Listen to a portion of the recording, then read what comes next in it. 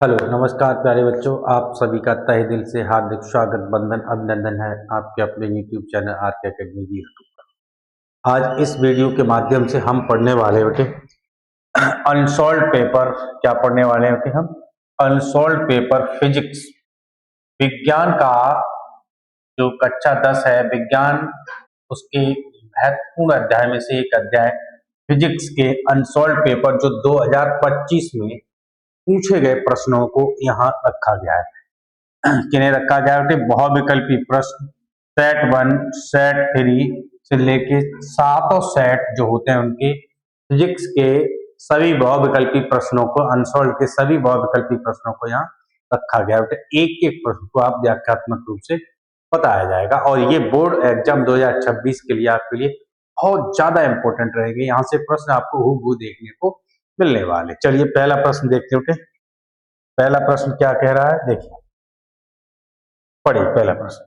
पहले प्रश्न ने कहा है कि किसी बिंब, बिंब का मतलब होता है बेटे वस्तु।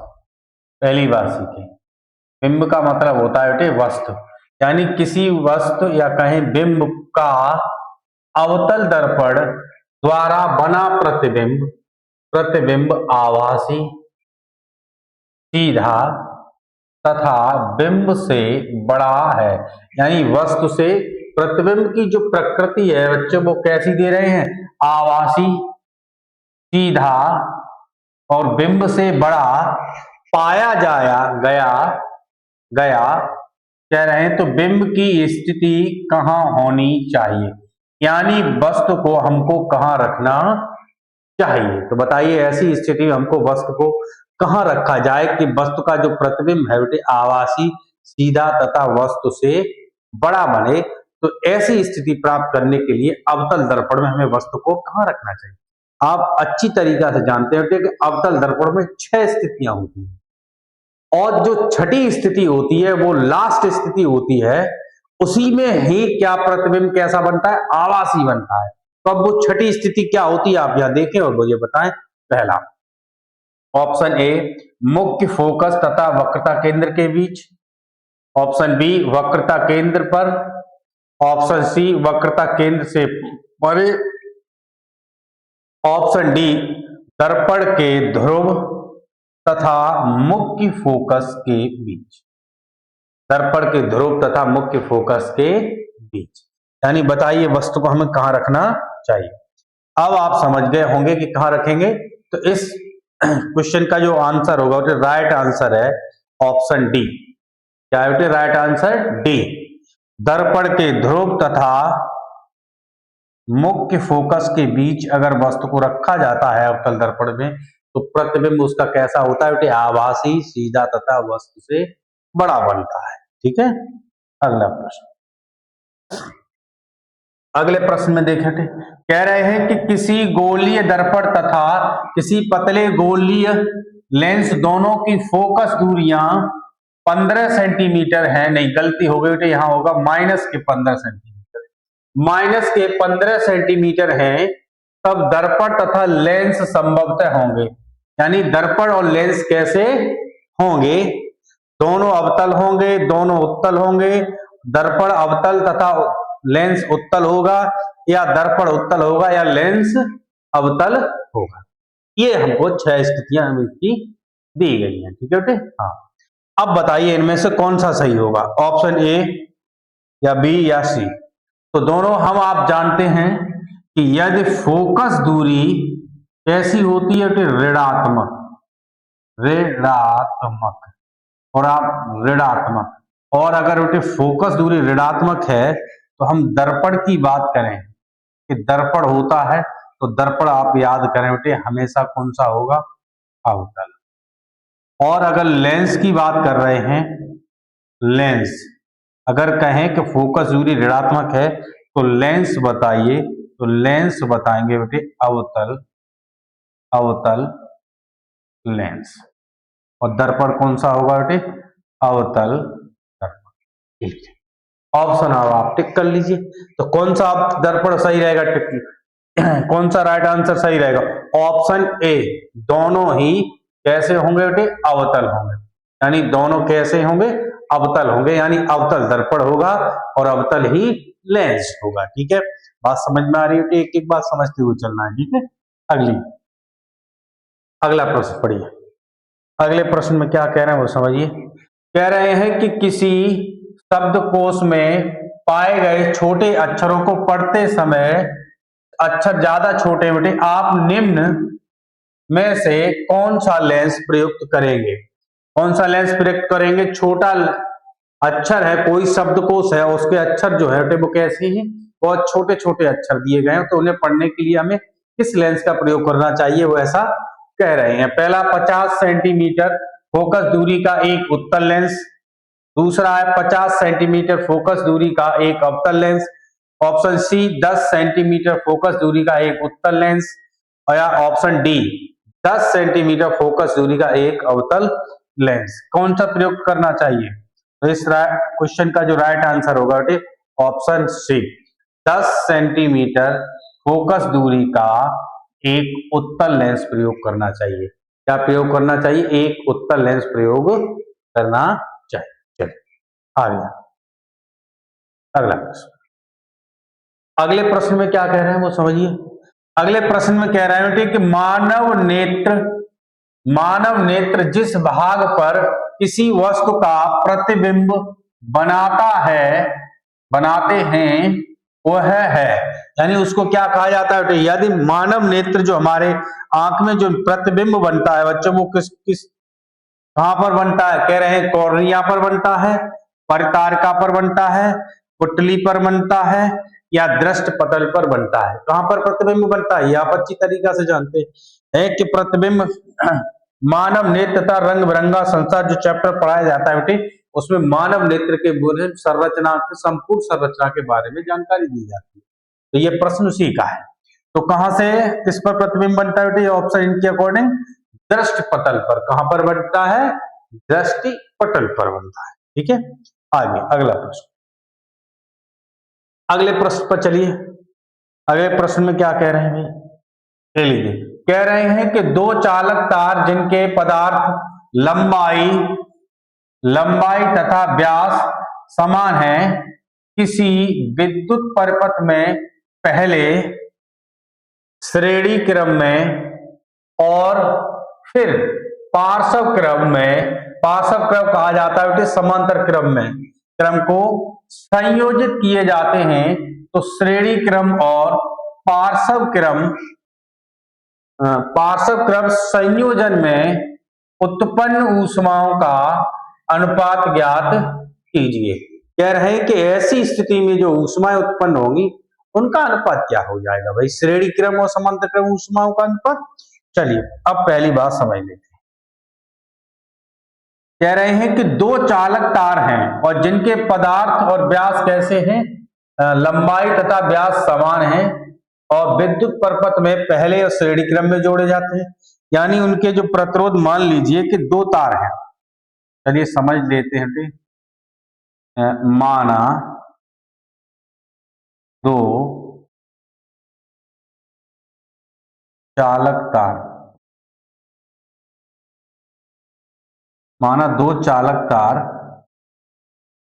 जिनके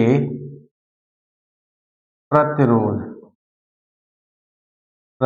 जो है वो क्या मान लिया हमने? R1 और R2 है, यानी R1 बराबर भी R होगा और R2 बराबर भी R होगा, क्योंकि कैसे हैं वो? लंबाई चौड़ाई सभी में कैसे हैं? समान है। ठीक है जी। अब ये समान हैं तो ये कह रहे हैं कि पहले इन्हें कौन से क्रम में जोड़ा जाता है? श्रेणी क्रम की बात हुई है, तो श्रेणी क्रम तो आप अच्छी तरीका से जानते हैं भाई श्रेणी क्रम। तो श्रेणी क्रम में प्रतिरोधों का संयोजन क्या होता है? RS बराबर होता है R1 प्लस R2। तो R1 का मान भी R प्लस R2 का मान भी R, तो श्रेणी क्रम में जो हो गया वो कितना हो जाएगा? 2R। ये लीजिए, एक बात हमने क्लियर कर ली कि ये क्या हो गया? R। दूसरा इसके बाद है बेटे समांतर क्रम।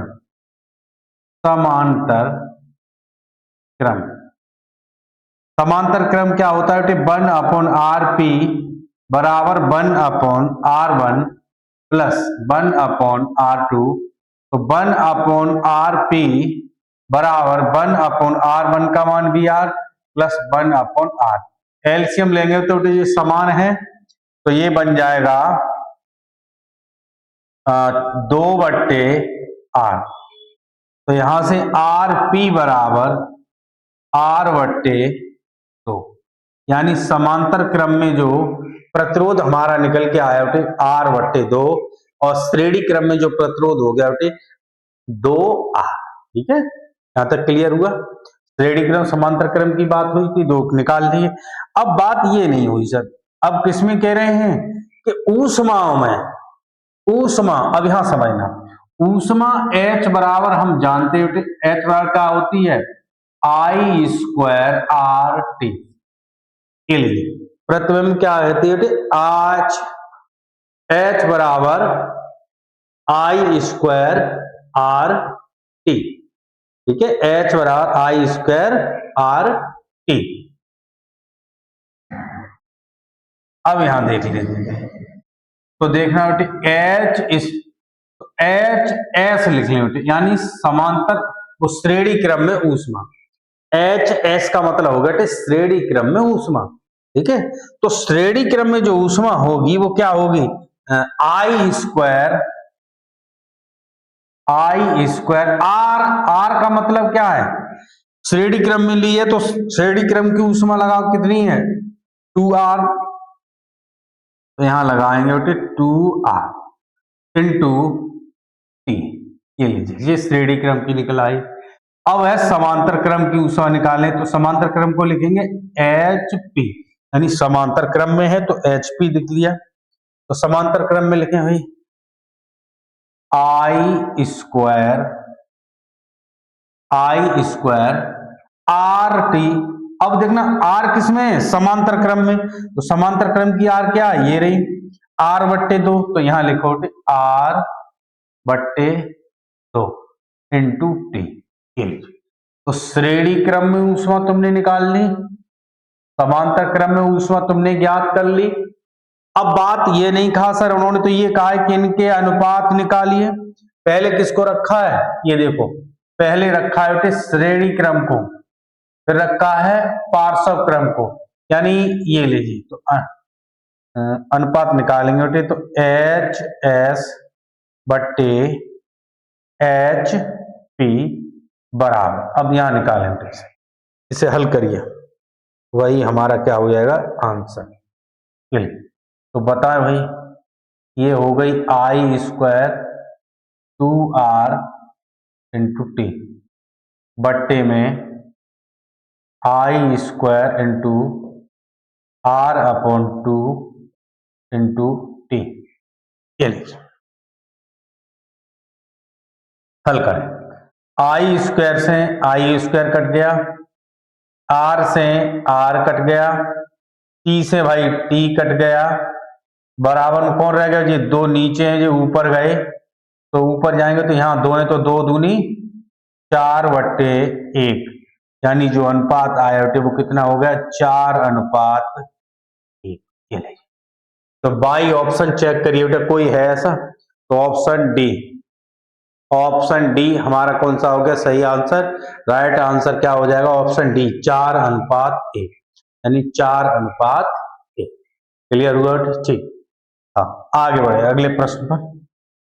ये लीजिए, थोड़े प्रश्न बढ़िया तरीका से समझते हुए चलना है बेटे, एक एक प्रश्न आपको बढ़िया तरीका से सीखना है।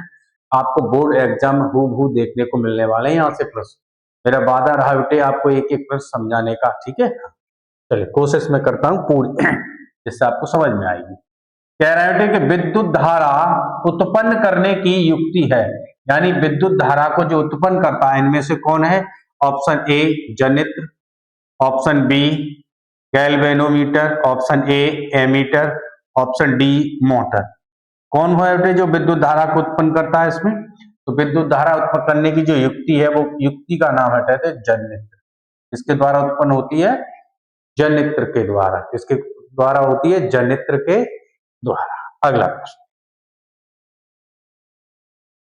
हाँ, अगले प्रश्न में क्या कह रहे हैं? अगले प्रश्न में कहा गया है कि निम्नलिखित में से कौन एसी लंबे विद्युत धारावाही तार के निकट चुंबकीय क्षेत्र का सही वर्णन करता है। यानी सही वर्णन कौन करता है धारावाही तार के निकट चुंबकीय क्षेत्र का? तो ऑप्शन ए, चुंबकीय क्षेत्र की क्षेत्र रेखाएं तार के लंबवत होती हैं। ऑप्शन बी, चुंबकीय क्षेत्र की क्षेत्र रेखाएं तार के समानांतर होती हैं। चुंबकीय क्षेत्र की क्षेत्र रेखाएं त्रिज्यीय होती हैं। ऑप्शन डी, चुंबकीय क्षेत्र की संकेंद्रीय क्षेत्र रेखाओं का केंद्र तार होता है। ऑप्शन ये कौन सा सही है बेटे? एक बार ध्यान दें, फिर से पढ़िए और समझने का प्रयास करिए। तो सभी ऑप्शनों को देखने के बाद इसमें पता चलता है तो this question is right answer होगा बेटे चुंबकीय क्षेत्र की संकेंद्रीय क्षेत्र रेखाओं का केंद्र तार होता है। इस पर टिक करें बेटे, बढ़िया से अगले 2026 के लिए इंपोर्टेंट रखना है, ठीक है। हाँ, अब चलते हैं बेटे अगले सेट पर। ले लीजिए, हमने सेट फर्स्ट के सभी क्वेश्चनों को हल किया। अब चलते बेटे सेट नंबर 2, इसको हल करेंगे बेटे सेट नंबर 2। तो सेट नंबर 2 में क्या है देखते हैं। पहला प्रश्न पढ़िएगा। पहले प्रश्न ने कहा कि श्वेत प्रकाश की एक किरण कांच के बने त्रिकोणाकार प्रिज्म से गुजरती है। सबसे अधिक विचलन का रंग होता है।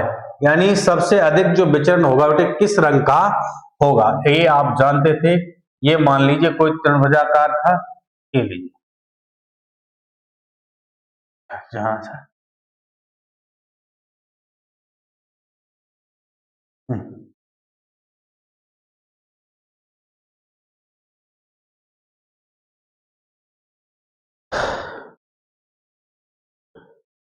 1 2 3 4 ये 5 और ये एक और निकाल देते हैं तो समझाने के लिए 6 या 6 7 1 2 3 4 5 6 7 एक ये लीजिए 7।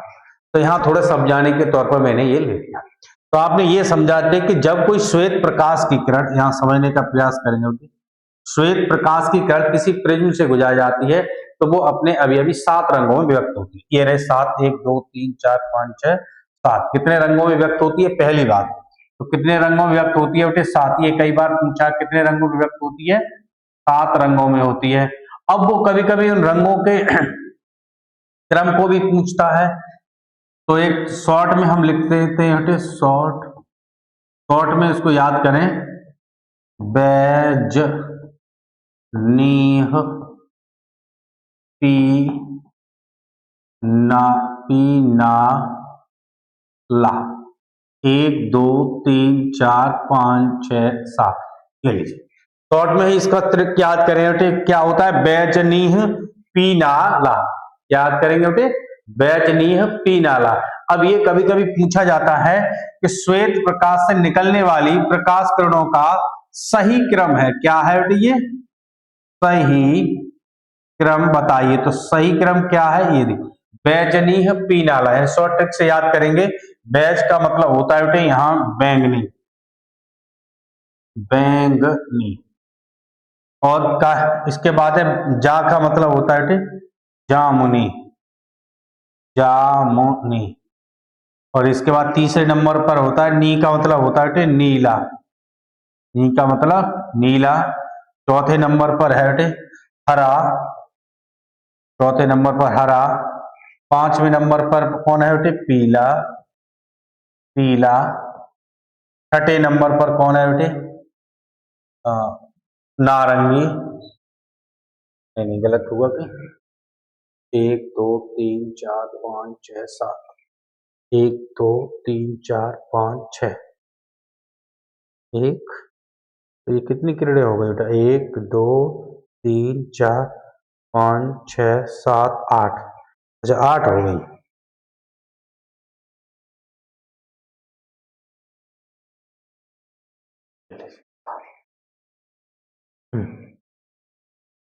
इसके बैजनी है पी नाला यानी नारंगी, ये हो गया बेटे नारंगी। और लास्ट 7वां क्या है बेटे?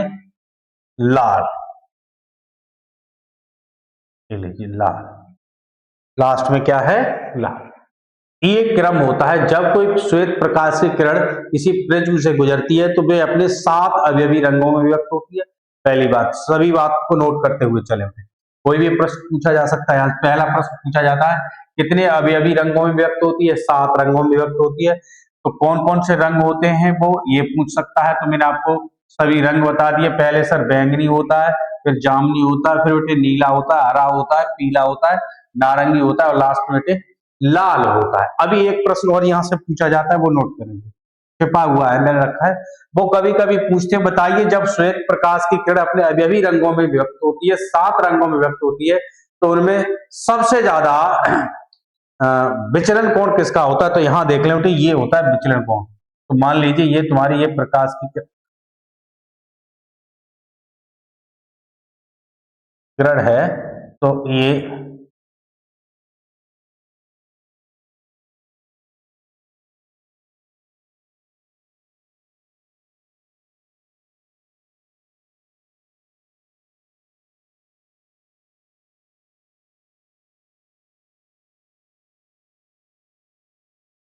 तो प्रकाश की जो किरण है बेटे अपने अवयवी रंगों में विभक्त होती है, तो सबसे अधिक जो विचलन कोण होता है बेटे ये मान लीजिए इस टाइप से, तो यहां से नापे ये। तो विचलन कोण जो होता है, विचलन यानी प्रकाश की किरण का ये जो सबसे ज्यादा दूरी पर जो होता है, तो सबसे ज्यादा दूरी पर है कौन है यहाँ पर? बैंगनी रंग।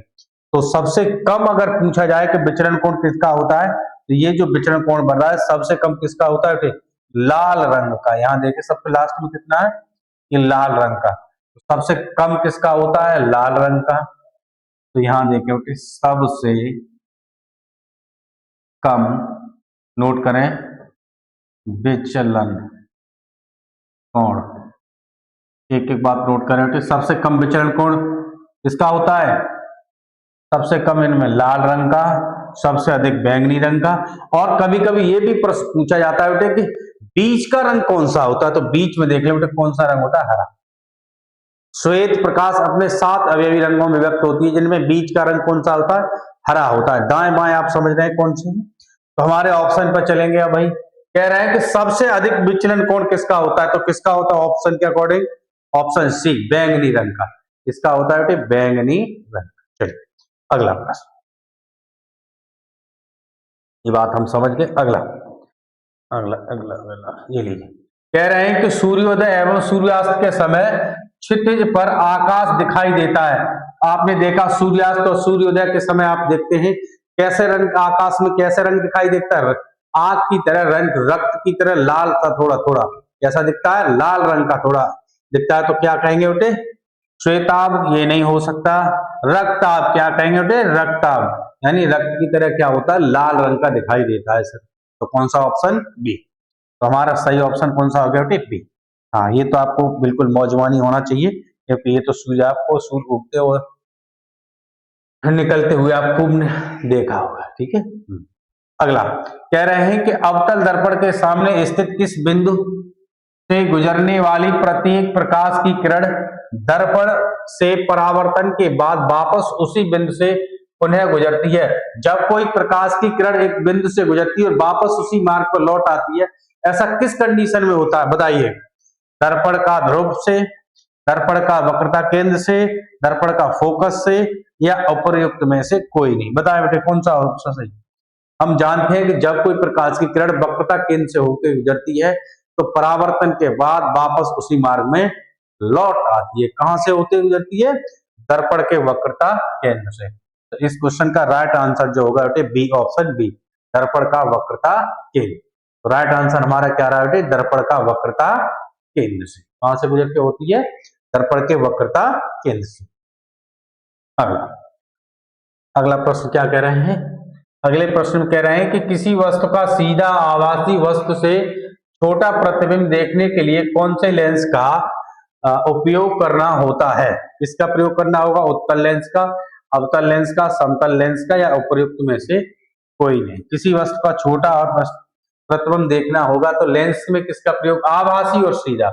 कैसा देखते हैं बेटे? सीधा आभासी वस्तु से छोटा प्रतिबिंब देखना है तो किसका प्रयोग करते हैं बेटे? उत्तल लेंस का, अवतल लेंस का, सॉरी।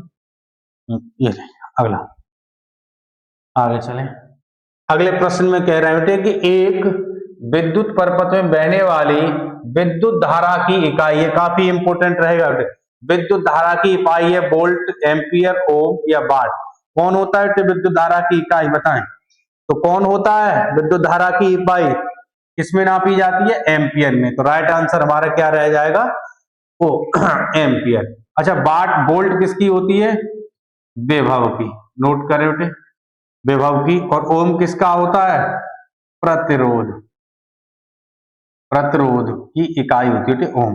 वाट किनकी होती है, तो बात होती है बेटे शक्ति की, किसकी होती है बच्चे, शक्ति, ठीक है। और शक्ति का बेटे फॉर्मूला भी बहुत पूछा जाता है, P बराबर W/T, कह लीजिए। और एक प्रतिरोध के लिए ओम का नियम भी बहुत पूछा जाता है बेटे, V बराबर I R। इन दोनों को नोट करिए, कभी कभी इनके फॉर्मूले ही पूछे जाते हैं कि इनमें से निम्न में से कौन सा सही है, ठीक है। ठीक, आगे अगला, अगला क्या बेटे, समान प्रतिरोध वाले तीन प्रतिरोधकों को श्रेणी क्रम में जोड़ने से उनका परिणामी परिणामी प्रतिरोध, ठीक, प्रत्येक प्रतिरोध के प्रतिरोध से कितने गुना हो जाता है। चलिए पहले प्रश्न को हल करें बेटे, तब समझ में आएगा। ये देखिए प्रश्न को पहले समझें, कह रहे थे कि समान प्रतिरोध वाले तीन प्रतिरोधकों, मान लीजिए तीन प्रतिरोध है बेटे R1, R2 और R3 के लीजिए, ठीक है। ये तीन प्रतिरोध आपने मान लिए और कह रहे हैं समान प्रतिरोध है इनका, तो इसका भी R मान लीजिए, इनका भी R मान लिया।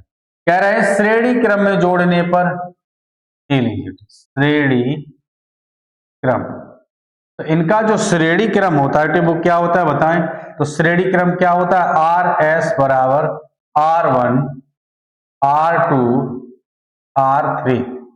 तो RS बराबर, ये देखिए बेटे RS, R1 का मान भी R plus R plus R, RS जो हो गई बेटे वो कितनी हो गई, 3R। हमसे यही तो पूछ रहे हैं, कह रहे हैं कि जो परिणामी श्रेणी क्रम में जो परिणामी प्रतिरोध आएगा वो पहले के जो प्रतिरोध है इनसे कितने गुना ज्यादा है। तो कितने ज्यादा है, ये है पहले R था, अब कितना हो गया 3R, तो कितने गुना हो जाएगा सर, 3 गुना हो जाएगा। तो राइट आंसर इसका ऑप्शन जो होगा हमारा डी फॉर देवसेना, यानी ऑप्शन डी 3 गुना हो जाएगा। कितना हो जाएगा बेटे, 3 गुना हो जाएगा। चलिए आगे अगले प्रश्न को देखिए, अगला प्रश्न कह रहे हैं कि एक सीधे धारावाही विद्युत चालक के चारों ओर उत्पन्न चुंबकीय क्षेत्र प्रदर्शित होगा।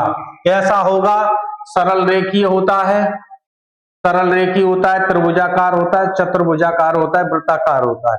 तो इसका राइट आंसर जो होगा बेटे वो हो जाएगा वृत्ताकार। कैसा हो जाता है बेटे, उसके तार के चारों धारावाही विद्युत चालक तार के ओर जो चुंबकीय क्षेत्र होता है बेटे वृत्ताकार आकृति में घूमता है, ठीक है। हाँ अगला क्वेश्चन, अगले प्रश्न को पढ़िए।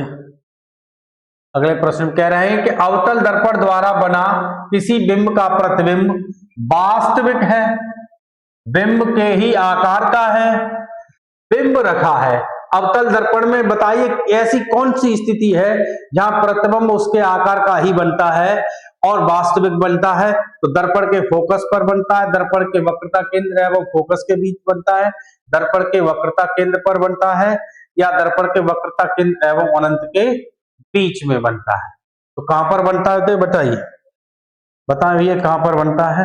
ये लीजिए, तो इसका राइट आंसर होगा बेटे जब वस्तु को हम कहां रखते हैं, कहां पर रखा जाता है बेटे, दर्पण के केंद्र पर रखा जाता है। तो वस्तु कैसी बनाती है, प्रतिबिंब बिल्कुल वस्तु के आकार का, वास्तविक और उल्टा बनता है, ठीक है।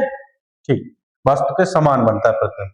अगला प्रश्न कह रहे हैं पानी से भरे कांच के बीकर में रखा नींबू पार्श्व से देखने पर, यानी पास से देखने पर अपने वास्तविक आकार से बड़ा प्रतीत होता है।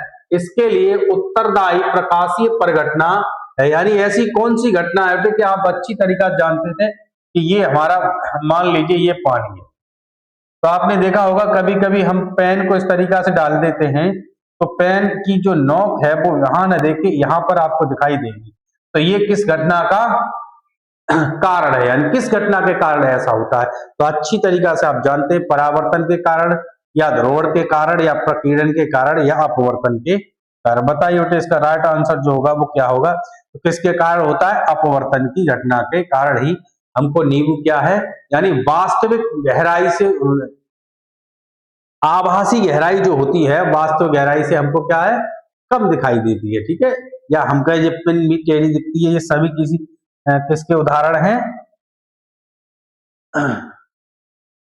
ठीक, अगला प्रश्न, अगले प्रश्न पर चलिए।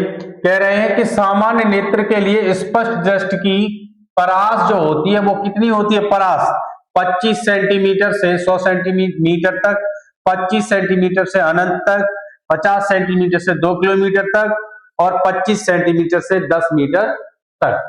ये लीजिए इसका जो राइट आंसर होगा तो क्या होगा, 25 सेंटीमीटर से अनंत तक। जो स्पष्ट दृष्टि की जो न्यूनतम दूरी होती है तो वो क्या होती है, 25 दृष्ट और अधिकतम अनंत होती है। ठीक है, ठीक, अगला, अगला प्रश्न, अगले प्रश्न में कह रहे हैं 20 सेंटीमीटर फोकस दूरी के अवतल लेंस के अक्ष पर कोई बिंब रखा है, प्रतिबिंब लेंस से 30 सेंटीमीटर दूरी पर बनता है, लेंस से बिंब की दूरी ज्ञात करिए। बिंब का अर्थ होता है प्यारे बच्चे वस्तु, नोट करें बेटे, बिंब का अर्थ होता है बच्चों बिंब का अर्थ होता है बेटे वस्तु। तो पहले आप इसे हल करिए उसके बाद बता पाएंगे। ठीक है, इस सॉल्यूशन वाला क्वेश्चन है तो थोड़ा हल कर लेते हैं। तो हमको क्या दे रहा है बेटे कि 20 सेंटीमीटर फोकस दूरी। अच्छा, लेंस कौन सा है, अवतल, अवतल लेंस। हाँ, ये पहले हमने लिख लिया बेटे, अब यहां हल करिए। तो हमको क्या दिया गया है वो समझ लेते हैं। ये लीजिए हमको दिया गया है फोकस दूरी एफ बराबर माइनस के 20 सेंटीमीटर में। ये लीजिए दूसरी बात क्या कह रहे हैं, दूसरी कह रहे हैं प्रतिबिंब से लेंस 30 सेंटीमीटर दूरी पर बनता है, तो प्रतिबिंब से लेंस से बिंब की दूरी ज्ञात कीजिए। यानी जो V है वो प्रतिबिंब कितनी दूरी पर बनता है, 30 सेंटीमीटर दूरी पर बनता है भाई।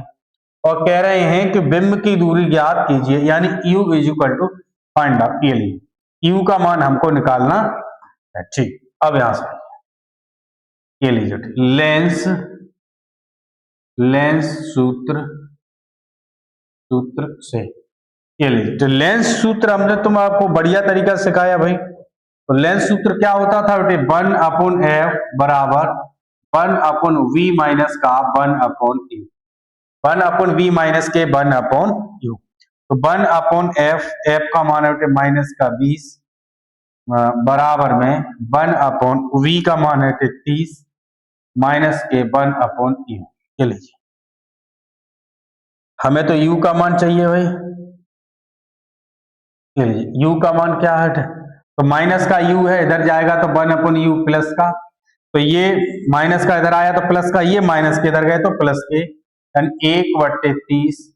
ये माइनस के इधर गए जाएंगे तो प्लस का 1/20 बराबर में 20-30 का एलसीएम जो हो गया बेटे 60, 30 से देंगे 30 दूनी 60 और 20 तिया 60, यानी 3 और 2 5/60, 5×1 = 5 और 2 12×5 = 60, यानी 1/u बराबर 1/12 कैंची का गुणा करें तो 12 सेंटीमीटर।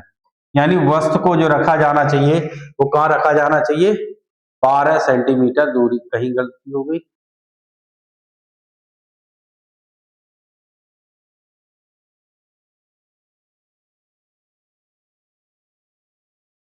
है बराबर,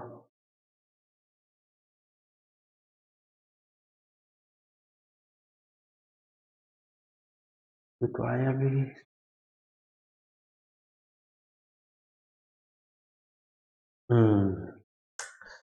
चिन्ह की मिस्टेक हो गई बेटा, चिन्ह v माइनस का होना था, प्रतिबिंब माइनस का।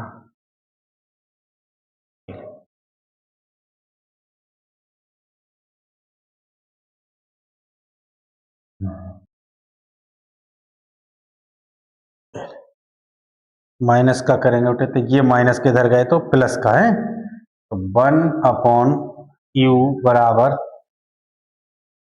ये माइनस के इधर गए तो यहाँ बचे बेटे, ये माइनस के इधर आए तो प्लस 1/20 और ये माइनस का 1/30, हाँ बराबर में एलसीएम हो गया बेटे 60, 20 तिया 60 माइनस का 30 से 30 दूनी 60, ये लीजिए 30 से देंगे तो 3 में 2 का 1/60, तो 1/u बराबर 1/60, u बराबर हो गया बेटे 60 सेंटीमीटर।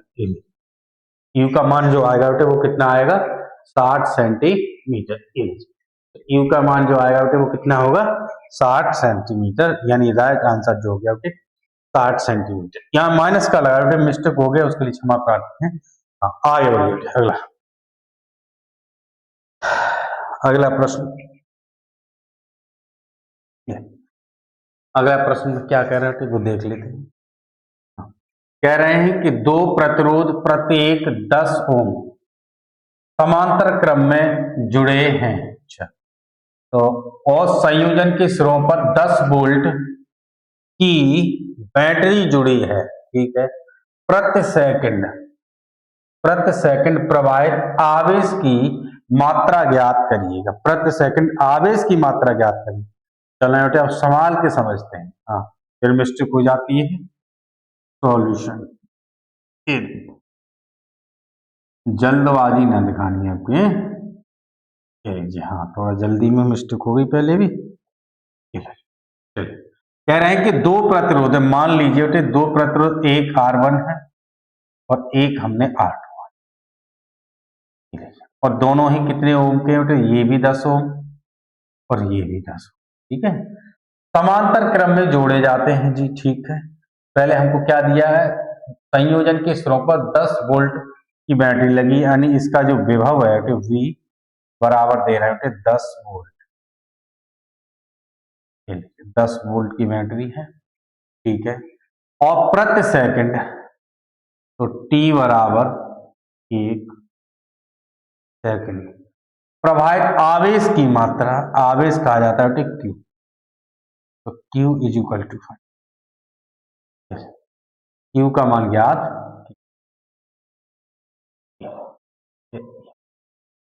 चलिए अब एक एक बात को समझना। अच्छा, उन्होंने ये कहा था बेटे कि समांतर क्रम में जोड़े गए हैं, तो समांतर क्रम में जो प्रतिरोध जुड़े हैं, तो समांतर श्रेणी में जब जोड़ा जाए तो जो प्रतिरोध होता था, कुल प्रतिरोध होता है बेटे RP मानते हैं, तो 1/R1 प्लस के 1/R2, यहाँ बेटे दो प्रतिरोध हैं तो 1/10 प्लस 1/10।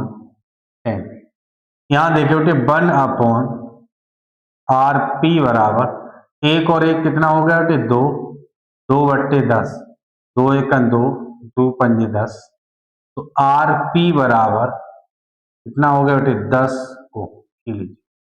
समांतर क्रम में हमारा जो प्रतिरोध है बेटे वो कितना आया 5 ओम।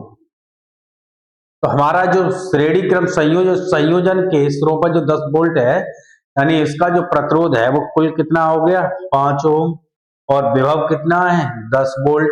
हमसे क्यू पूछा गया है, हम जानते हैं कि Q बराबर क्या होता है IT, तो हमको यहाँ आवश्यकता है इसकी I की, तो यहाँ देखिए अब हम जानते हैं, ये बात अपने तुम जानते थे कि ओम के नियम से V बराबर क्या होता था बेटे IR, तो यहाँ IR या RP लिखेंगे क्योंकि हमें जो कुल प्रतिरोध है हमारा वो संयोजन का वो कितना है श्रेणी क्रम से निकाला था, वो सॉरी समांतर क्रम से निकाला है, तो RP लिख देते। हमको तो I चाहिए, तो I बराबर यहाँ से क्या बना बेटे V/RT, तो बताओ बेटे V कितना था भैया आपका 10 बट्टे R कितना है बेटे 5, RP है 5, तो 5 से हमने इनको काटा, 5 दूनी 10, I बराबर आ गया बेटे 2 एम्पियर। ये I का मान आ गया भैया 2 एम्पियर। अब हमसे ये तो पूछा ही नहीं गया सर हमसे क्या पूछ रहे हैं कि आवेश की मात्रा ज्ञात करिए, प्रति सेकंड इसमें कितनी आवेश बह रहा है वो बताइए। अब यहां लिखेंगे अतः आवेश की मात्रा प्रति सेकंड पूछा गया है, तो Q बराबर क्या होगा बेटे आई टी। आई का मान आपने निकाल लिया बेटे 2 और T का मान है प्रति सेकंड, तो Q बराबर बेटे 2 एकन 2 कूलम। आवेश का मात्रक क्या होता है बेटे कूलम।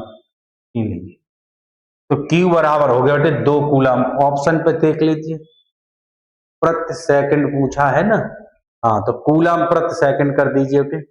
ऑप्शन बी 2 कूलम प्रति सेकंड। तो आवेश की मात्रा हमारी यहाँ क्या सही रहेगी बेटे 2 कूलम प्रति सेकंड। अगला अगला प्रश्न बेटे बहुत ही शानदार जानदार, इस प्रश्न को बेटे नोट करें, ट्रिपल स्टार लगाइए, बोर्ड एग्जाम 2026। इसमें कई ऐसी जानकारियां हैं जिनसे आपको प्रश्न अवश्य मिलने वाला है। ये लीजिए, काफी बढ़िया है भाई। ये पहला कह रहे हैं कि स्तंभ ए में दी गई भौतिक राशियों का सम्मेलन स्तंभ बी में दिए गए मात्रकों से कीजिए और सही विकल्प का चयन करिए। इन्हें मिलान है बेटे ऑप्शन ए और ऑप्शन बी का। ऑप्शन ए ये है और ये रही बेटे ऑप्शन बी। मिलान करेंगे बेटे विद्युत प्रतिरोधकता। अच्छा, विद्युत प्रतिरोधकता का जो मात्रक होता है बेटे वो होता है ओम इंटू मीटर।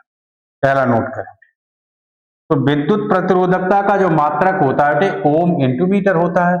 विद्युत विभवांतर का आप अच्छी तरीका से जानते हैं, क्या होता था बेटे वोल्ट। तो वोल्ट को ही कहा जाता है बेटे जूल प्रति कूलम। क्या लिखे बेटे जूल प्रति कूलम, इसी को कहा जाता है बेटे वोल्ट। जूल प्रति कूलम लिखा हो या वोल्ट हो, ठीक है बेटे। विद्युत ऊर्जा की यदि बात हुई है तो हम जानते हैं बेटे कि ऊर्जा का जो मात्रक होता है, ये लीजिए ये रहा, क्या होता है बेटे वाट घंटा, या इसका एक और मात्रक होता है बेटे ऊर्जा का जूल। ये भी नोट करें, क्या होता है जूल भी होता है, ठीक है। अगला है बेटे विद्युत आवेश को अभी बताया था बेटे किस में नापते हैं कूलम में। आवेश को किस में नापा जाता है बेटे कूलम में। ये लीजिए कूलम में। अब आप ऑप्शन पे देख लीजिए भाई, कोई ठीक सा मिल जाए तो ठीक है। देखते हैं भैया, पहला किन से मिल रहा है चौथा। अब यहां में मिलाइए बेटे, पहले का चौथा किसी में है, पहले का चौथा देखिए एक इसमें है नहीं, इसमें है नहीं, ये तो ऑप्शन 2 कट गए।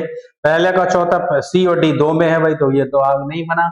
आगे देखते हैं फिर, पहले का दूसरा, दूसरे का दिया गया है बेटे, दूसरे का ये रहा, दूसरे का तीसरा किसमें बेटे इसमें है।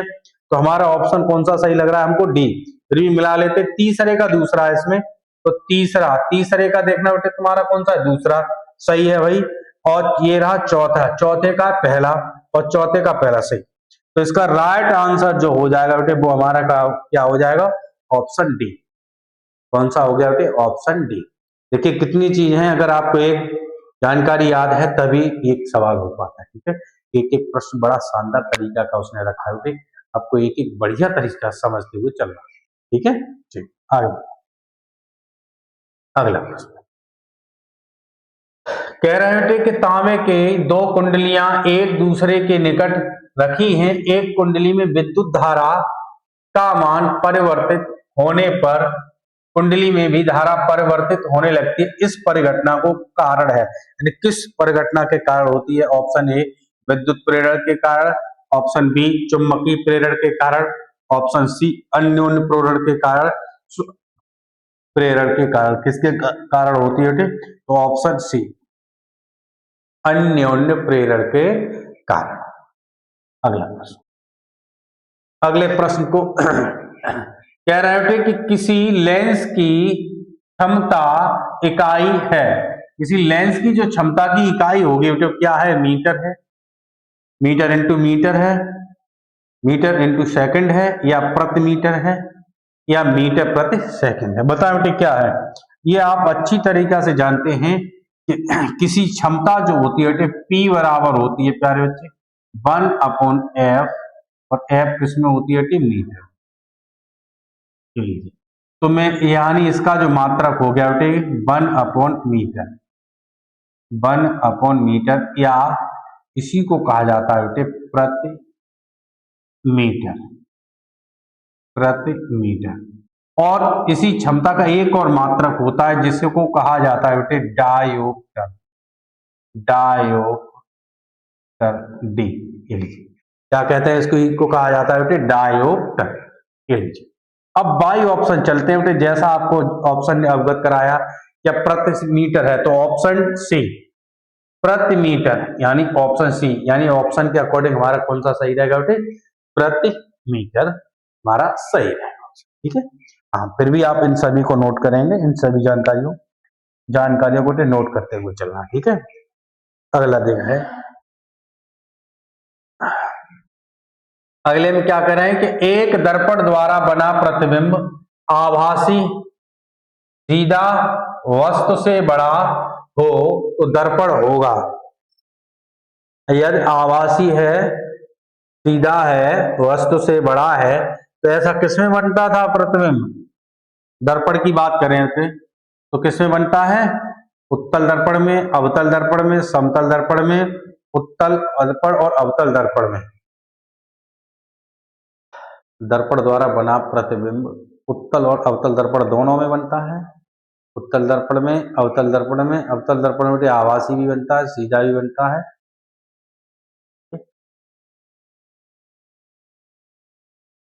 ऑप्शन बी होगा इसका, ऑप्शन बी।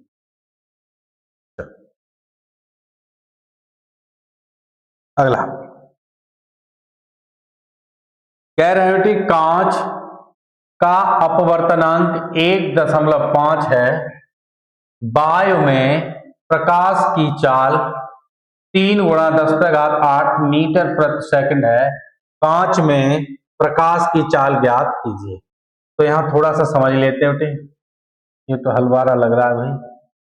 तो हल क्या हमको दिया गया अपवर्तनांक, तो ये लीजिए पहले दिया क्या दे रहे हैं,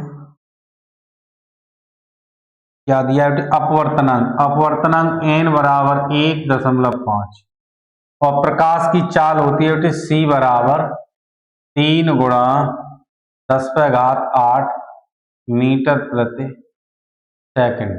कांच में प्रकाश की चाल, कांच में प्रकाश की चाल का माध्यम में प्रकाश की चाल v = फाइंड आउट, यानी हमको v का मान निकालना है।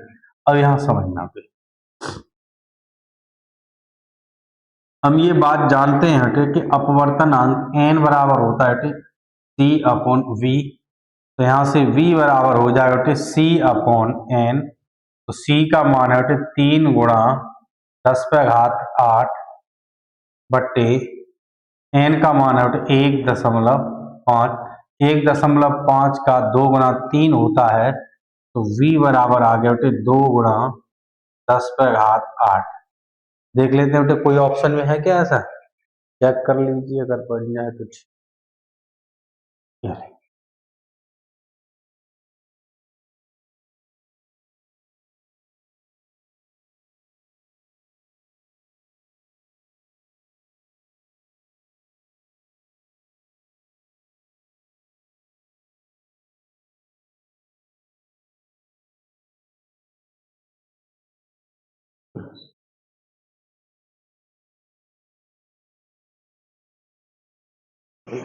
थोड़ा मिस्टेक हो रहा है।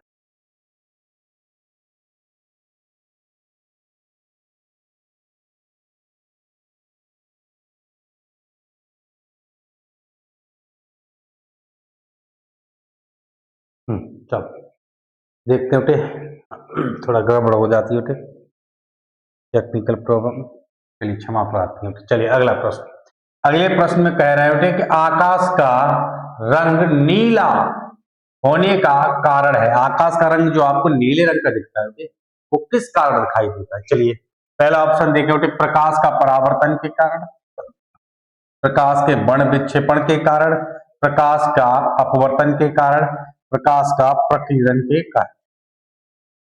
तो आकाश का रंग जो होता है बेटे नीला जो दिखाई देता है वो किसके कारण दिखाई देता है बेटे?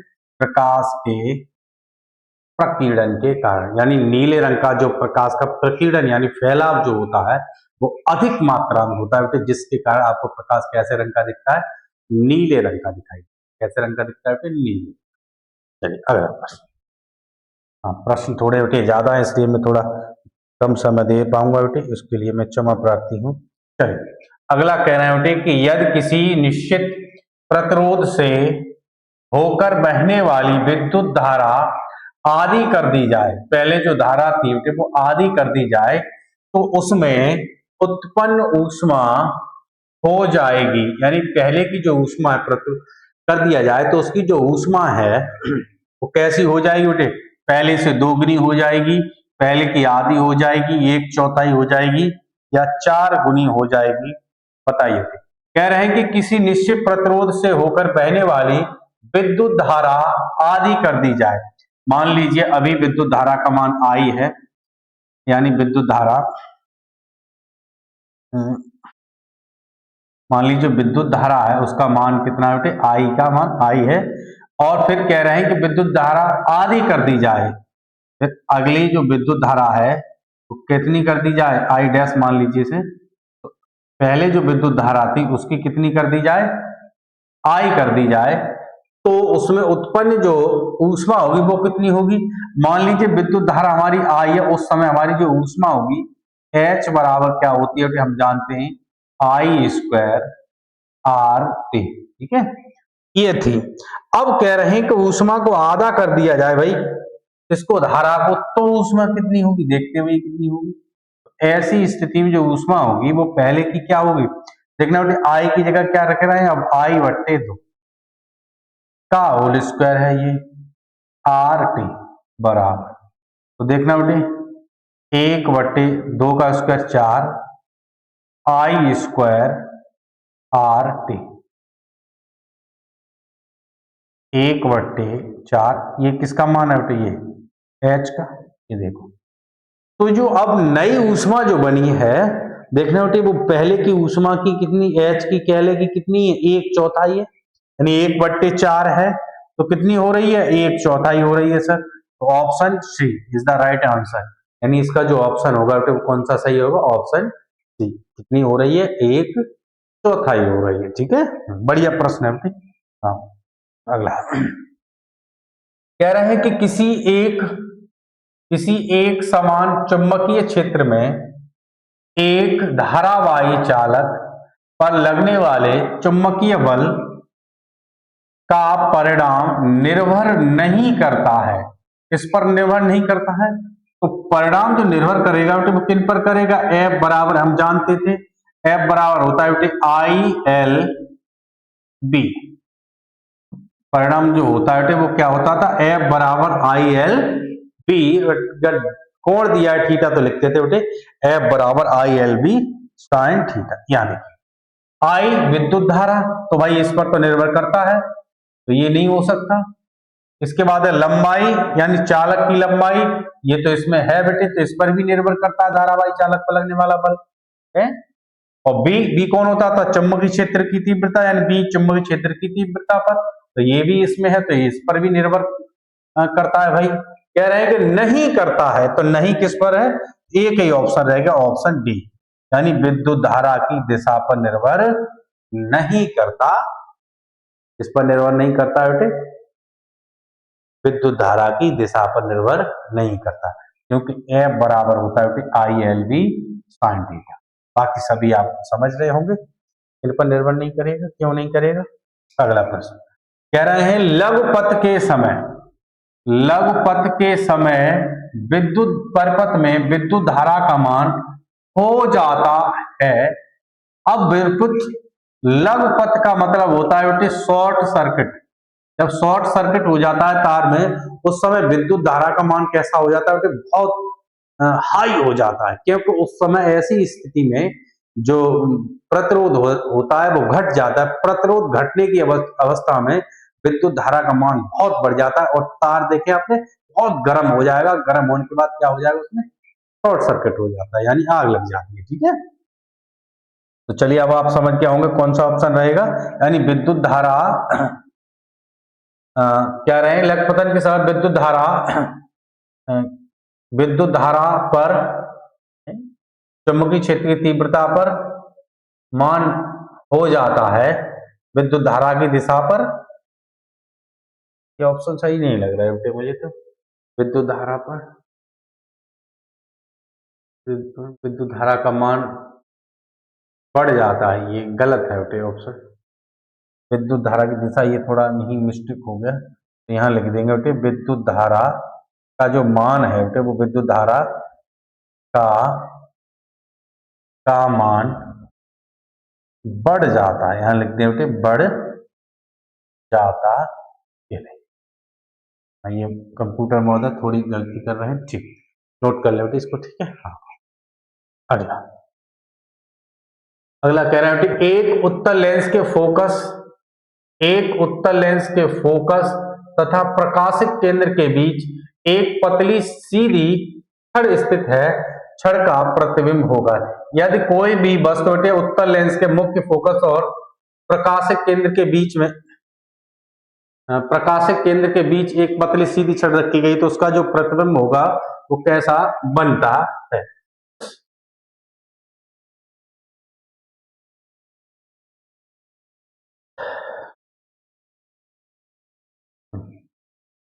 उत्तल लेंस के बीच में बेटे वास्तविक, उल्टा और छोटा बनता है। कैसा बनता है बेटे, वास्तविक, उल्टा, छोटा बनता है।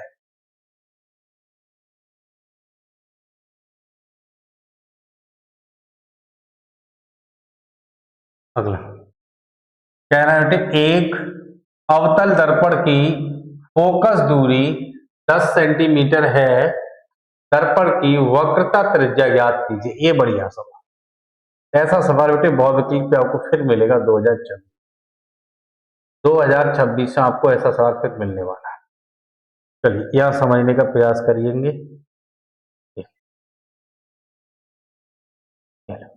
कह रहे हैं एक दर्पण की फोकस दूरी यानी एफ बराबर हमको दे रहे हैं बेटे 10 सेंटीमीटर और कह रहे हैं कि वक्रता त्रिज्या ज्ञात करिएगा एक।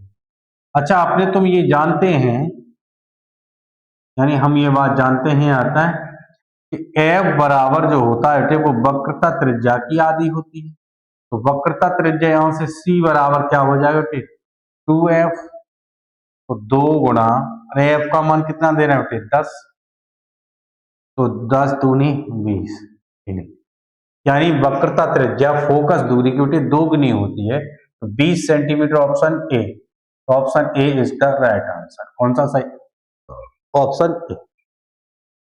ऑप्शन ए इसका क्या हो जाएगा बेटे सही आंसर हो जाएगा। चलिए अगला प्रश्न।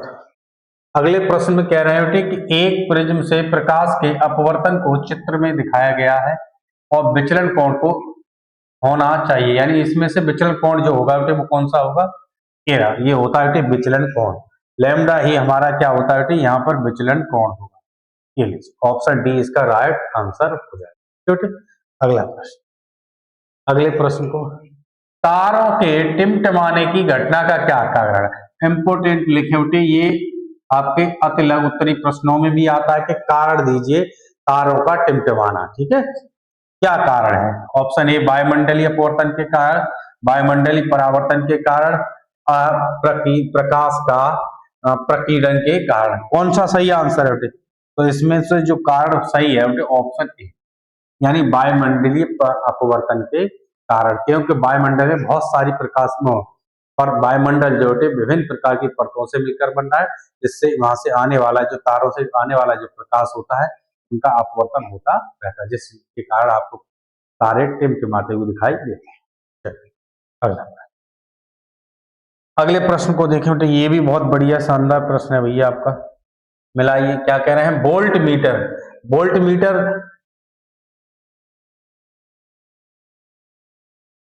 प्रयुक्त होने वाले अवयवों के नाम एक्स में दिए गए हैं। प्रयुक्त होने वाले दिए गए चित्रों से चित्रों से सुमेल कर सही विकल्प का चयन कीजिए। प्रतिरोध का प्रतीक है वोल्टमीटर, प्रतिरोध का बंद प्लग कुंजी, विद्युत सेल, वोल्टमीटर। अच्छा जी, सही नहीं बना पाया उन्होंने, चित्र तो बनाया नहीं इसमें भाई। कंप्यूटर महोदय हम ज्यादा मिस्टेक कर रहे हैं भाई। चलिए कोई बात नहीं, यहाँ देख लेते हैं। प्रतिरोध का प्रतीक, प्रतिरोध तो ये है बेटे, प्रतिरोध का प्रतीक ये प्रतीक, तो प्रतिरोध का जो प्रतीक बनेगा तो क्या बनना चाहिए, यूं यूं, यहाँ बनाए दे रहा हूं, ये हो गया प्रतिरोध का प्रतीक। ठीक है बेटे, हाँ इस तरह बनाए लेते हैं, फिर देखते हैं। कह रहे हैं विद्युत सेल, विद्युत सेल,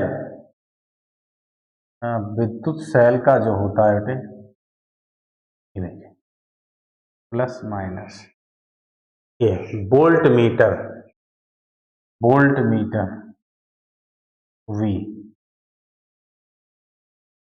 वोल्ट मीटर, बंद प्लग कुंजी,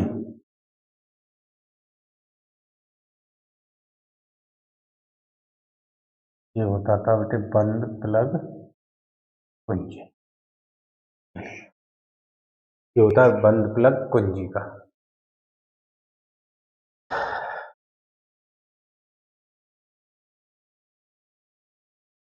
तो बंद प्लग कुंजी यानी दूसरे का, तीसरे का चौथा।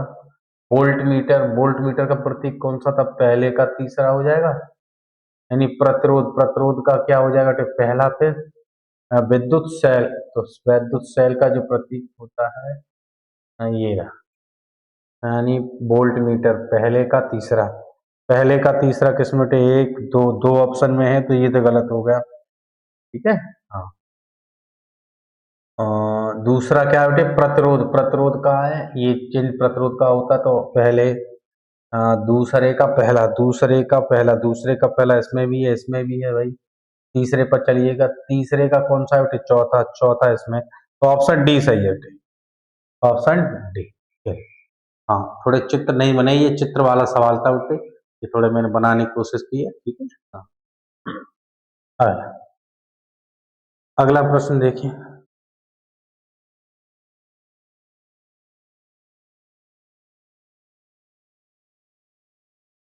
कह रहे हैं किसी तार का प्रतिरोध 2 ओम और इसी पदार्थ के किसी अन्य तार जिसकी लंबाई पहले तार की लंबाई की दोगुनी होती है, तो व्यास आधा है, तो क्या उस तार का प्रतिरोध जो होता है वो कितना हो जाएगा, 2 दूनी 4 दूनी 8 22,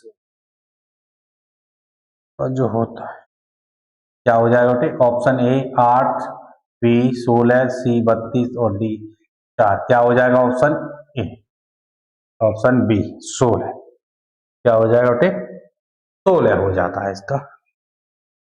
अगला कह रहे हैं कि किसी चुंबकीय क्षेत्र में किसी कुंडली के घूर्णन के कारण कुंडली में उत्पन्न प्रेरित विद्युत वाहक धारा की जो दिशा के लिए प्रयुक्त नियम है, कौन से नियम के द्वारा होती है बेटे, फ्लेमिंग के दाएं हाथ के नियम, फ्लेमिंग के बाएं हाथ के नियम, दाएं हाथ का अंगूठा नियम, या इनमें से कोई नहीं, तो फ्लेमिंग के दाएं हाथ के नियम के द्वारा होती है। ठीक है, चलिए अगला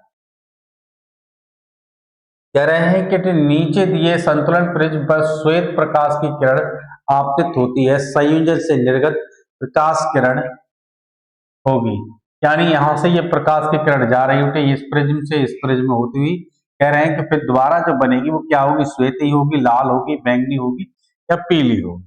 चलिए बताएं बेटे कौन सी होगी इस चित्र के अकॉर्डिंग, तो कौन सी हो जाएगी बेटे, वो फिर से कैसी हो जाएगी, श्वेत ही हो जाएगी। चलिए आगे अगला प्रश्न, अगले प्रश्न में कह रहे हैं बेटे कि उत्तल लेंस के फोकस तथा 2f के बीच स्थित किसी वस्तु का प्रतिबिंब बनता है, ये बनता है बेटे ऑप्शन ए, बी, सी या डी, देख लें कौन सा ऑप्शन हमारा सही है। ठीक है, हाँ चलिए इसके देखने के बाद ऑप्शन डी सही होगा इसका, कि वास्तविक बड़ा तथा उल्टा बनता है, वास्तविक बड़ा तथा उल्टा बनता है।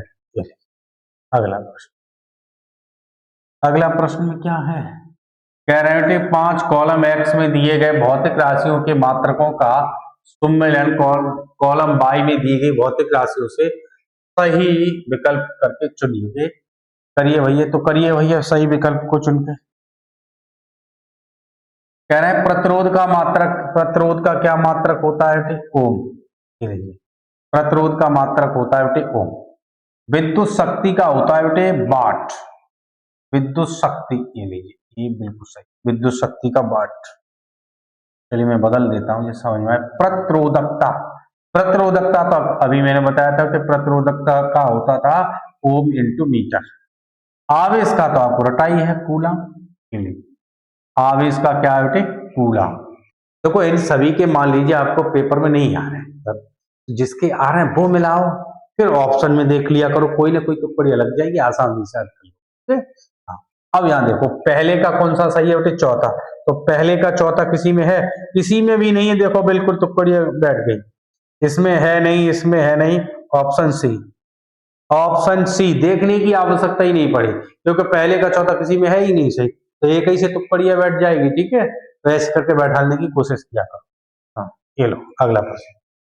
अगले प्रश्न में कह रहे हैं बेटे 110 वाट का विद्युत बल्ब 220 वोल्ट के विद्युत स्रोत से जोड़े जाने पर विद्युत बल्ब में धारा होगी, यानी विद्युत बल्ब में जो धारा होगी बेटे वो कितनी होगी? चलिए 2 एम्पियर होगी या 5 एम्पियर होगी, 0.5 या 0.2 एम्पियर या 5 एम्पियर होगी। चलिए देखते हैं क्या होगा भाई, हल करते हैं, थोड़ा बहुत समझने की कोशिश करें। कह रहे हैं कि 110 वाट, वाट क्या यानी हमको दिया गया है,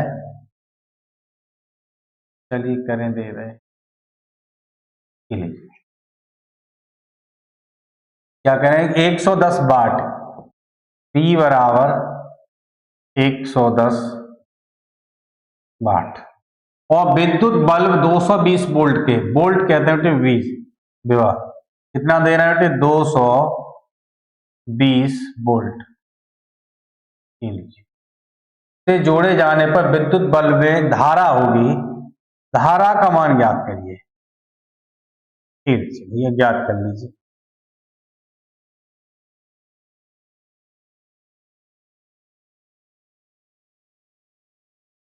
धारा का मान ज्ञात करिए।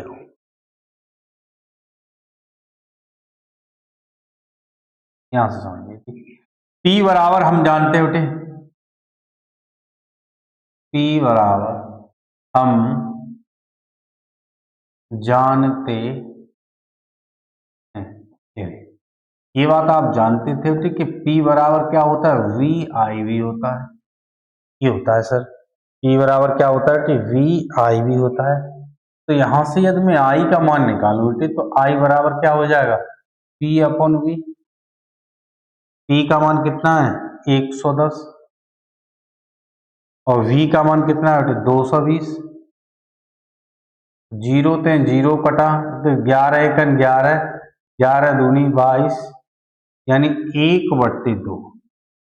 तो 2 से भाग दिया बेटे तो 2, इसको काट देंगे, 2 पंजे 10, यानी 0.5 एम्पियर। हमारा जो राइट आंसर होगा बेटे option D, right answer D, D for Devsena, यानी ऑप्शन डी 0.5 एम्पियर हमारा इसका राइट आंसर। ठीक है बेटे, अगला क्वेश्चन। आप देख रहे होंगे बेटे प्रश्न जो है बड़ा अच्छे भी हैं और थोड़े से कठिन भी हैं। यदि आप प्रयास करेंगे बेटे तो आपको एक एक प्रश्न समझ में आएगा, और आप, मेरा वादा है कि एग्जाम बोर्ड में इस बार सही अंक प्राप्त करें। ठीक है, अच्छे नंबर लाएंगे।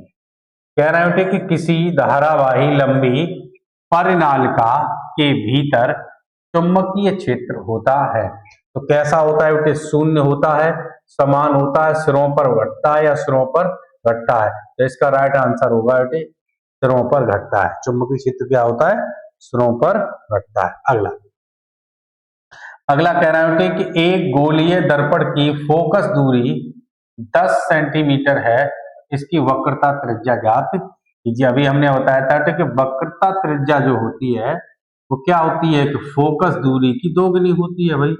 तो 2 गुणा फोकस दूरी कितनी दे रहे हैं बेटा, 10 सेंटीमीटर। तो 10 दूनी 20, यानी हमारी जो फोकस दूरी हो जाएगी बेटे कितनी हो गई, सॉरी वक्रता त्रिज्या 20 सेंटीमीटर। ये मैंने कहा था बेटे कि ये सवाल आपको जरूर मिलने वाला है, ट्रिपल स्टार लगा इस टाइप। आपको चाहे वक्रता त्रिज्या पूछी जाए, चाहे फोकस दूरी पूछी जाए, एक न एक प्रश्न आपको इस बार देखने को मिल रहा है यहाँ से, ठीक है।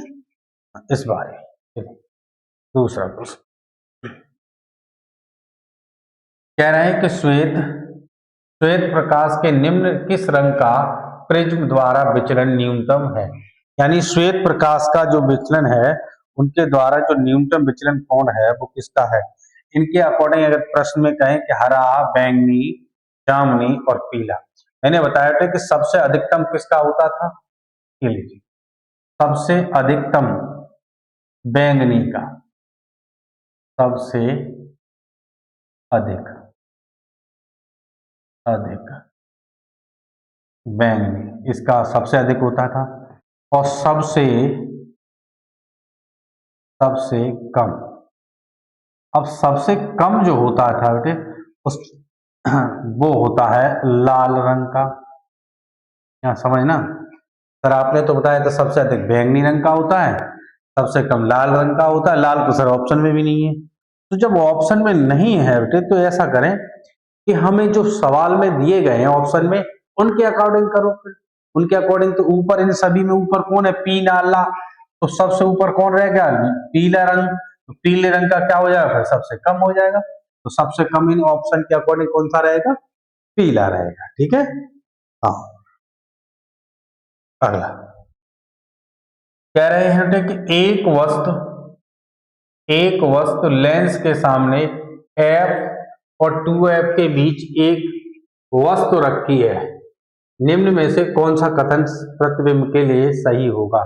तो वस्तु option A, option B, option C या ऑप्शन डी, तो कौन सा सही रहेगा वो आप देख लीजिए भाई। तो ये तो शायद हमने किया भी था कि जब वस्तु f और 2f के मध्य रखी होती है तो वास्तविक उल्टा और वस्तु से बड़ा बनता था। अच्छा, 2 ही बातें दी हैं तो यहाँ लिख लेंगे बेटे वास्तविक और वस्तु से बड़ा, यानी ऑप्शन ए इसका राइट आंसर होगा। ऑप्शन ए ही इसका सही आंसर।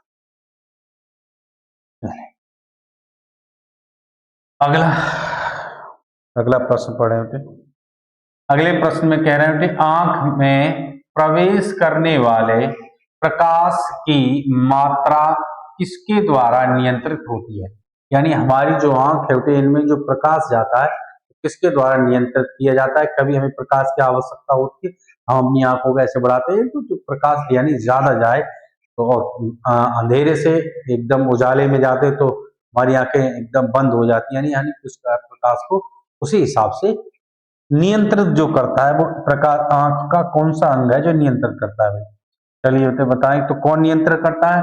ऑप्शन ए पिलियरी मांसपेशी, नेत्र लेंस, पुतली या कॉर्निया। बताइए बेटे कौन नियंत्रित करता है, कौन नियंत्रित करता है भाई, तो कौन करता है बेटे, पुतली। तो हमारी आंख में जो प्रकाश को जाता है उसको कौन नियंत्रित करता है बेटे, पुतली। अगला प्रश्न कह रहे बेटे कि 4 ओम का एक प्रतिरोध, ठीक है भाई, 16 वोल्ट की बैटरी के सिरों से जुड़ा है, प्रतिरोध से प्रति सेकंड गुजरने वाला आवेश होगा। यानी आवेश की मात्रा पूछ रहे हैं, ऐसा तो शायद सवाल किया था हमने, तुमने पूछ लिया। हाँ चलिए फिर भी देखते हैं क्या है। ये लीजिए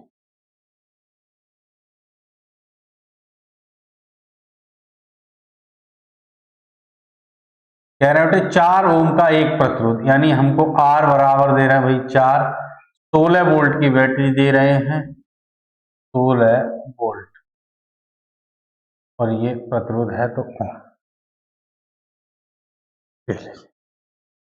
कह रहे हैं इसे प्रति सेकंड यानी T बराबर क्या हो जाएगा बेटे 1 सेकंड गुजरने वाला आवेश यानी Q is equal to find out. अच्छा, ये प्रति सेकंड की बात हो रही है तो हमें भाई यहां से किसकी आवश्यकता पड़ेगी, I की। यहाँ देखिए बेटे ओम, ओम के नियम से हम जानते होते कि V बराबर आई आर, तो यहाँ से जो आई होगी बेटे वो V अपॉन आर होगा भाई। तो V का मान कितना है भाई 16, आर का मान कितना है भाई 4, तो 4 चक 16, तो आई बराबर हो गया बेटे 4 एम्पियर। आई का मान जो हो गया बेटे वो कितना हो रहा है 4 एम्पियर। आई का मान निकाल लिया, आई का मान जो हो गया बेटे 4 एम्पियर। हमसे पूछ रहे हैं आवेश, तो आवेश क्या होता था बेटे Q बराबर आई टी प्रति सेकंड है। आई का मान 4, टी का मान 1, तो 4, तो कितना होगा बेटे 4 कूलम। क्या ऑप्शन में है किसी बेटे? तो हमारा राइट ऑप्शन जो हो जाएगा सी। कितना दिया बेटे 4 कूलम। चलिए अगले प्रश्न में क्या कह रहे हैं तो समझते हैं भाई। बड़ा अच्छे प्रश्न दिया लगता है। कह रहे होते कि एक तार का प्रतिरोध R बराबर 9 ओम है, इसे 3 बराबर भागों में बांटा जाता है। अच्छा, 3 तारों के टुकड़ों को परस्पर समांतर क्रम में जोड़ा जाता है। जी चलिए, समांतर क्रम में जोड़ दिया जाता है यदि संयोजन का तुल्य प्रतिरोध R डैश, अच्छा जी R डैश मान लिया जो संयोजन प्रतिरोध है R डैश, ठीक है, और इसका अनुपात R और R डैश है, तो बताए भैया R R डैश क्या होगा है? अच्छा चलो मान ही ले रहे हैं, कह रहे हैं कि तार का प्रतिरोध R बराबर 9 ओम है। चलिए R बराबर दे रहे हैं बेटे 9 ओम, पहली बात, और कह रहे हैं कि इसे 3 बराबर भागों में बांटा गया है, तो यानी 3 प्रतिरोध मान लो R1 है, एक R2 मान लिया और एक मान लिया रहे बेटे R3।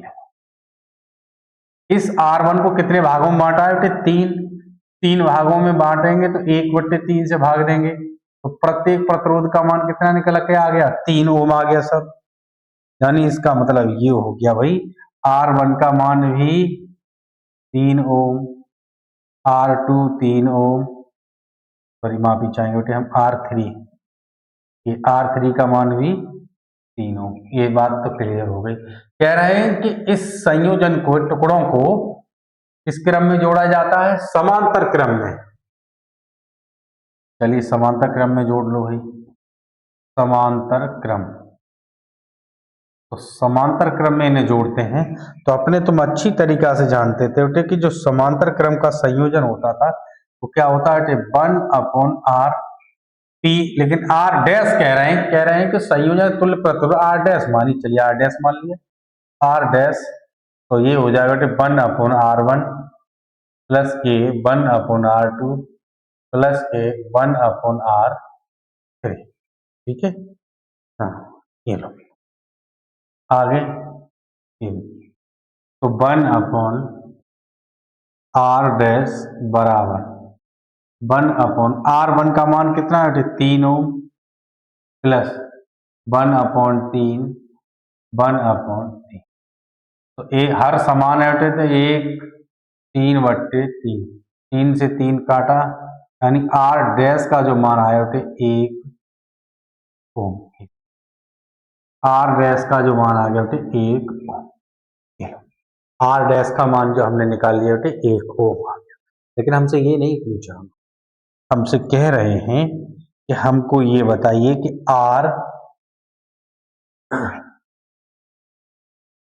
R बट्टे R डैश बताइए। चलिए R का मान कितना था बेटे, R बराबर था बेटे 9 ओम, तो 9 का 9 लिख लिया बट्टे R डैश का मान कितना है बेटे 1, तो कितना बना बेटे 9, यानी जो अनुपात आया बेटे कितना आया 9 आया भाई, कितना अनुपात आया 9।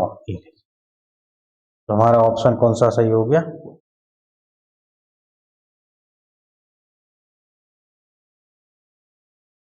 तो हमारा ऑप्शन कौन सा डी, यानी इसका जो राइट आंसर रहेगा बेटे ऑप्शन डी रहेगा, यानी 9।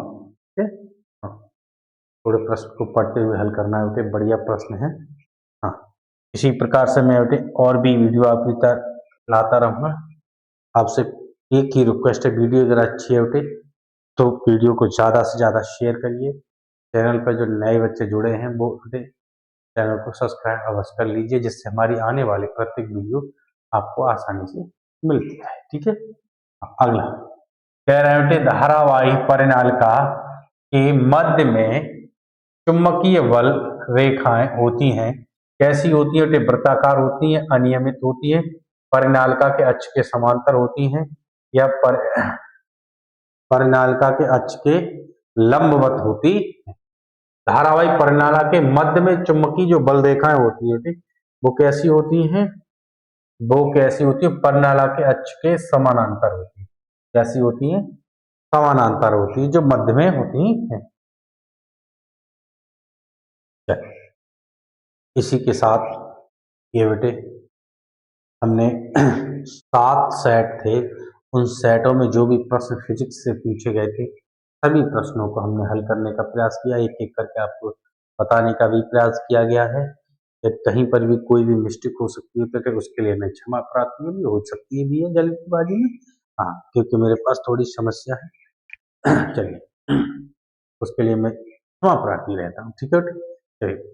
और मैं आपसे एक ही रिक्वेस्ट करूंगा बेटे कि कमेंट सेशन में मुझको अवश्य बताइए कोई भी गलती या मिस्टेक हो गई है उसको, और इससे मैं दूर करने का उसको प्रयास करूँ। इसी के साथ मिलते हैं बेटे नेक्स्ट वीडियो में।